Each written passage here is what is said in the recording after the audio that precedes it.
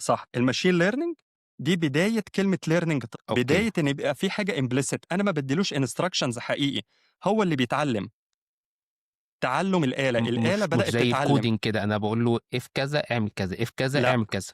لأ، أنت بتدّي له دلوقتي في الماشين ليرنينج الstatistical model ده بيطلّع patterns مهم. من الdata، بيقدر based عليها يعمل عمليات زي الclassification، زي الsentiment analysis.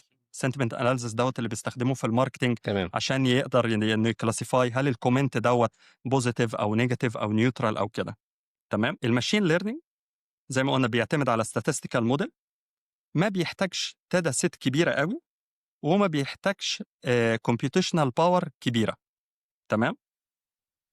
ده كmachine learning. أهم حاجة فيه إن هو statistical model.